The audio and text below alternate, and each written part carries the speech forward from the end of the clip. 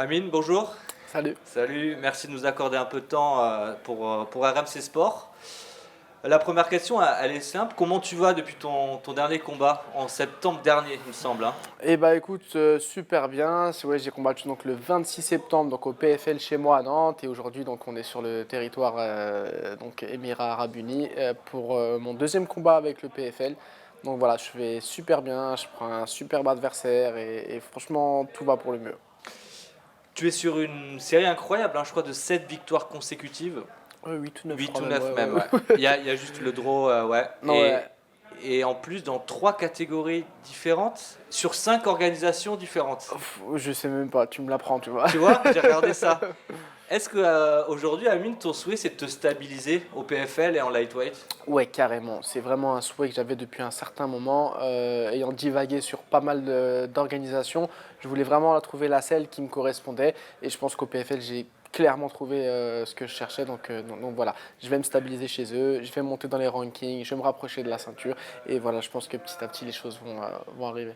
Et le fait que l'organisation se soit stabilisée aussi, ça a peut-être joué qu'il y a désormais un champion par catégorie, des défenses de titres obligatoires. Est-ce que aussi ça te pousse à dire, ok, là je suis là maintenant, pour quelques combats je monte et je vais chercher la ceinture? Carrément, carrément, tout à fait. Pour moi, c'est la meilleure idée qu'ils ont fait d'arrêter ce qu'on appelle donc les 1 million tournaments, qui ensuite ils avaient baissé, je crois, à 500 000 dollars. Et aujourd'hui, ils ont complètement coupé pour donner vraiment un ranking sérieux dans chaque catégorie. Et là, forcément, c'est mieux. Tu vois, tu es classé combien, comment tu peux monter, etc. C'est beaucoup plus pro et on a une meilleure vision sur l'avenir. Comment elle s'est passée ta préparation depuis ton dernier combat? Où est-ce que tu l'as fait et comment ça s'est organisé? Alors écoute, ma préparation, elle s'est passée en Thaïlande, donc pays que j'ai fait 8 ou 9 fois déjà. Et voilà, là j'ai décidé de m'y installer sur un plus long moment.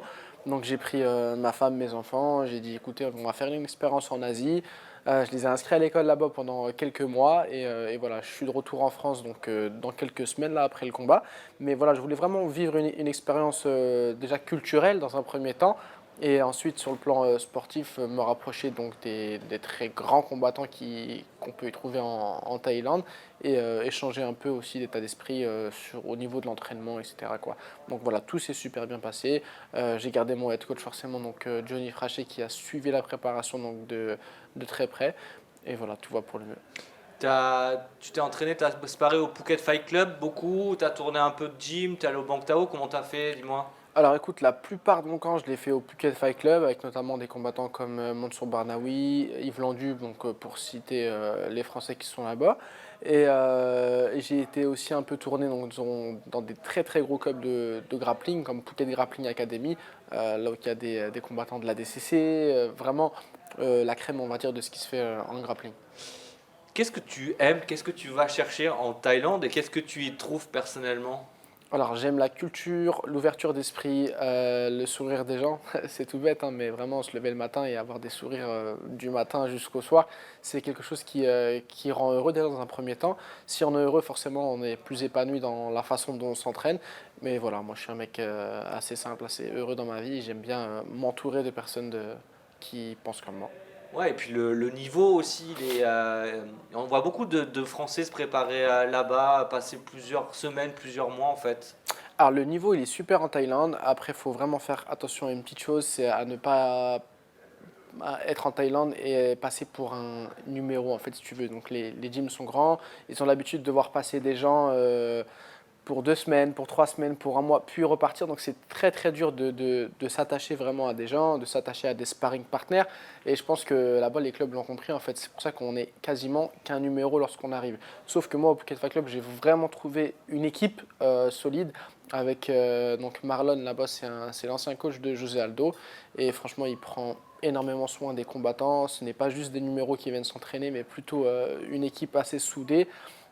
Pour donner une anecdote, mon premier sparring que je viens faire, euh, je vois les gens, ils font plusieurs rounds en fait au milieu et moi j'arrive, je sais que je combats dans quelques mois, on va me prendre, on me dit bah écoute tu fais tes rounds ici et je te ramène des gens à chaque fois différents pour tourner, tu vois. Alors tu viens d'arriver, tu es censé être qu'un sparring partner finalement, mais on s'occupe de toi et ça fait plaisir. Tu as sparé donc avec Mansour Barnaoui, Yves Landu, voilà, c'est les Français de l'organisation PFL. Vous avez parlé justement, peut-être que toi ton choix était déjà arrêté de poursuivre là-bas, mais ils t'ont dit du bien du PFL du coup. Oui, bah écoute, forcément, ouais, ouais, c'est. Voilà, les discussions, elles tournent autour de organisation des combats, dans combien de temps est-ce qu'on va combattre, est-ce qu'on combat assez, etc., etc. Mais moi, voilà, je leur ai forcément dit que du bien, en tout cas, moi, de l'expérience que j'y ai vécue donc le 26 septembre au PFL à Nantes et de l'expérience que je vis aussi actuellement lors de cette Fight Week ici à Dubaï. Parlons de cette Fight Week, un peu à Dubaï, c'est quand même un cadre assez sympa. Tu y es bien, t'es pas très loin, ton vol c'était pas très loin, donc voilà, tout était fait pour que tu passes une bonne Fight Week aussi. Bah écoute, le vol, ouais, j'ai seulement eu 6 heures, donc voilà, c'est assez correct, on va dire, sur ce point-là. Dubaï, c'est un pays que j'affectionne énormément aussi, voilà, donc je sais pas, peut-être mon septième voyage, je crois, ici à Dubaï. J'y ai déjà combattu aussi, je m'y suis entraîné, j'ai fait des longues semaines, donc voilà, je connais vraiment je connais l'endroit. Les personnes qui... J'aime bien le mood en fait qui se passe à Dubaï, c'est très travailleur. Ouais, c'est très travailleur. Les gens ils viennent ici pour une raison. On dit généralement que Dubaï c'est un endroit de transit en fait.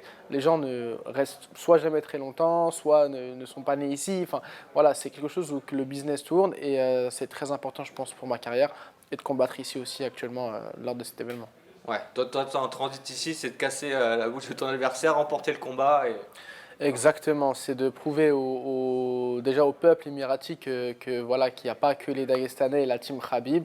Moi, je prends un gars de leur team et je vais leur montrer que bah, chez nous en France, on a du très très très gros niveau et que quand je vais lui casser la bouche, bah, ensuite la suite sera encore plus belle pour moi. Donc tu as passé beaucoup de temps en Thaïlande, tu es à Nantes aussi. La dernière fois tu étais venu sur Paris mais pas cette fois. Et tu es toujours avec Johnny Frachet. Est-ce que tu peux nous raconter comment ta collaboration elle se passe entre bah, la Thaïlande, Johnny, peut-être tes gars de Nantes? Alors écoute, ouais, comme je t'ai dit, moi je fonctionne beaucoup avec l'humain, tu vois, et en la personne de Johnny Frachet, j'ai vraiment trouvé le coach que j'ai jamais eu pendant tant d'années. Moi, il faut savoir, je me suis entraîné pendant près de 10 ans sans coach. Voilà, je prenais un ami qui savait faire du kickboxing, on allait faire du sparring, je prenais un ami qui était fort au sol et montre-moi deux, trois techniques. Toi, tu fais quoi week-end prochain? Tu peux m'accompagner, je combats, tu vois. J'ai vraiment... c'est marrant, j'ai que 30 ans, je parais jeune, mais je fais partie un peu de l'ancienne génération des combattants. J'ai connu le 100% fight lorsqu'il allait partir en Belgique à l'époque, etc. Donc voilà, le plan humain, on va dire, prime, et en la personne de Johnny Frachet, donc j'ai vraiment trouvé le coach que je recherchais. Et voilà, après mes amis, ouais, ils sont de Nantes, ils ont pu me rejoindre en Thaïlande pour finir ma préparation, et ils sont aussi actuellement ici avec moi à Dubaï pour la Fight Week. J'essaie vraiment d'allier un maximum de choses et de faire en sorte de me construire quelque chose de très bon pour le mindset et pour le combat. Donc Johnny, tu es en relation avec ton coach Marlon, peut-être au Phuket Fight Club. Ils envoyaient des programmes. C'est un peu aussi la volonté de Johnny de faire comme ça avec le District Zone. C'est de donner aussi des conseils peut-être à distance. C'est ça. Alors pour rentrer ouais, un peu plus dans les détails, je sais que Johnny il préfère le présentiel, on va pas se mentir, mais bon, malheureusement ou heureusement, il a énormément de combattants qui ne peuvent pas se déplacer donc, dans sa nouvelle salle de district. Donc voilà, on fonctionne beaucoup sur... déjà ça fonctionne au mérite avec Johnny. Si tu es quelqu'un qui s'entraîne pas beaucoup, il va pas te calculer, il va pas prendre soin de ta préparation, etc. S'il voit que tu es un mort de faim et que tu mérites son attention, il va tout mettre en ordre pour que ta préparation se passe pour le mieux. Donc voilà, avec Johnny, on a créé justement ce qu'on appelle un Trello et Google Drive pour que moi je mette mes sparring dedans, pour qu'il me donne des techniques dedans. Et en fait, j'ai juste à me connecter sur le Drive et je vois ce qu'il m'a mis, des mots, etc. Et c'est vraiment, tu vois, ça paraît simple comme ça, mais c'est excellent. Ouais, et c'est novateur, hein. C'est la première fois qu'en France on fonctionne de la sorte, hein. Ouais, je pense. Après, quand tu parles avec Johnny, en vrai, il a toujours des idées, on va dire, il pense assez loin et je pense que c'est très, très cool. Un mot sur ton adversaire, Zaniukov, combattant de l'écurie de Rabib, on l'a dit, qui reste sur 7 victoires de suite, dont 3 au PFL, mais sur ces 7 victoires, 6 ont été obtenues à la décision quand même. Qu'est-ce que ça Ouais. t'inspire? Bah, il est ennuyant. Ah, il est ennuyant. Franchement, il est très très ennuyant. Quand tu l'as dit, 6 combats à la décision. Waouh. Franchement, c'est un ennuyant lutteur. Comme tu as dit, il représente la team Khabib, mais pour moi, c'est le plus nul de la team Khabib dans un premier temps. La team Khabib elle-même ne prend même pas soin de lui, comme on peut voir sur les vidéos. Il est un peu laissé à l'abandon. C'est un peu le mec qui court derrière les autres pour obtenir de l'attention, etc. C'est ce que j'ai pu voir hein, lors des Inside, des Embedded, etc. On voit un peu comment ils fonctionnent dans leur équipe. Et lui, il est clairement mis, on va dire, à l'abandon sur le côté. Donc voilà, je prends un mec de la team Khabib, oui, mais c'est le plus nul de la team Khabib. Donc voilà, j'ai du respect quand même pour lui parce que c'est vrai qu'il a un beau palmarès, il est mieux classé que moi déjà, mais je vais lui montrer que voilà, le classement ça ne veut pas toujours tout dire et que ce soir-là dans la cage, il aura un mort de faim en face de lui. Est-ce que c'est quand même le plus gros adversaire que tu as affronté dans ta carrière ou tu penses pas? Écoute, c'est le mieux classé en tout cas que j'ai affronté. Je pense pas que ce sera peut-être le combat le plus dur. J'ai affronté des gens très très durs. Et voilà, écoute, un rendez-vous samedi soir, on verra bien. En tout cas, c'est un combat qui peut quand même te step up parce que, comme tu dis, c'est quand même un nom dans l'entourage de la team Khabib, classé 64e Fight Matrix. Une victoire, quand même, ça te ferait un bond en avant quand même. Bah ouais, carrément. Moi, je suis classé à l'heure actuelle dans les 90e. Donc, si je le bats lui, forcément, je monte dans les classements. Ça me ferait mon deuxième combat, donc deuxième victoire au PFL. Ça me permettrait de me rapprocher, on va dire, de mes buts avec le PFL. Les buts au PFL, bah voilà, on va dire, ils le connaissent. Hein. Je parlais encore tout à l'heure avec l'équipe. Ils savent que moi, c'est Paul Hughes que je vais prendre dans un premier temps. Et après, on parlera ceinture, etc. un peu plus tard. Mais pour l'instant, j'ai une cible. Je suis venu même au PFL. J'ai signé au PFL pour même obtenir un combat contre Paul Hughes. Les gens me demandent pourquoi, mais pourquoi lui? Mais en fait, dans son style de combat, je trouve que c'est le combattant qui me donnera peut-être le combat de ma carrière. Tu vois, c'est pas, je te dis pas le combat de la soirée, je te dis pas, non, je te dis peut-être le combat de ma carrière. C'est un mec combatif qui a du cœur, et franchement, c'est, voilà. Là, je parle de lui, je suis concentré quand même sur Sainukov samedi soir, je ne lui manque pas de respect, mais voilà, tu connais mes... On sent que là, l'objectif, tu arrives dans un monde de ta carrière où tout est clair, tu arrives là, c'est bon, c'est PFL, c'est lui, ça va être la ceinture.